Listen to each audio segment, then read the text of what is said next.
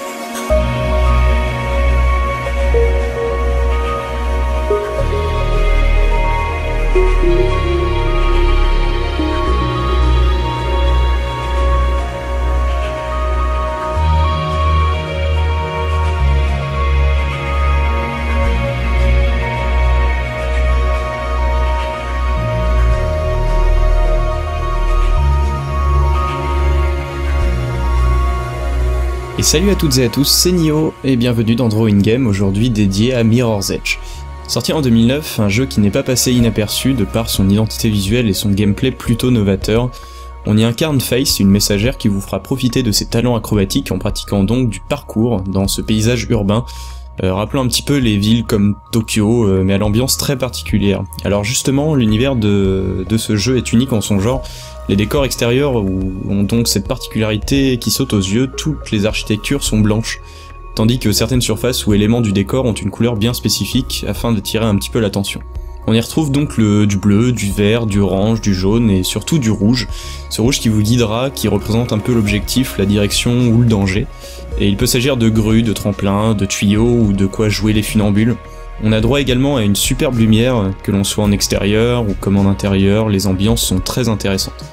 En extérieur, on peut rencontrer ce beau temps toujours un peu présent à plusieurs heures de la journée. Pour le dessin, j'ai choisi ce ciel bleu profond que l'on peut voir dès le début du jeu dans l'introduction et qui nous a un petit peu marqué la première fois qu'on avait vu le jeu. Tout ce contraste donne une identité graphique forte de par des ombres bleutées, ce blanc et ces couleurs marquées. Sur le dessin, j'ai choisi de plutôt respecter et de représenter ces aspects, mais le jeu repose aussi sur ces scènes de course intenses où la sensation de vitesse et de vertige vous prendra un petit peu aux tripes si vous vous mettez bien en condition. À tout cela vient s'ajouter une ambiance particulière, le jeu se voit parcourir toutes sortes de lieux où le citoyen ordinaire n'ira probablement jamais, ce qui donne ce sentiment un petit peu d'avoir la ville à soi, un véritable terrain de jeu désertique, mais malgré cela l'ambiance sonore vient nous rappeler à travers quelques klaxons lointains ou un léger bruit de fond urbain que la ville est en mouvement, et si on se penche un petit peu on peut voir l'envers du miroir, et que la monotonie citadine est bel et bien là, et même que des fois il y a des oiseaux. Et là, des oiseaux, ils s'envolent par milliers, et ça y est, c'est de la poésie. Donc si vous ne connaissiez pas et que vous êtes passé peut-être à côté, donc pour les amateurs d'univers sortant de l'ordinaire ou les amateurs de sensations fortes, je vous conseille ce jeu qui, malgré ses petits défauts, dégage une certaine puissance picturale de par ses couleurs, sa lumière et ses sensations de gameplay. Et en plus, très récemment a été annoncé un nouveau titre, visiblement un préquel, que personnellement j'attends avec beaucoup d'impatience. Donc sur ce, je vous dis à très bientôt, portez-vous bien et à la semaine prochaine sur jeuxvideo.com. Ciao.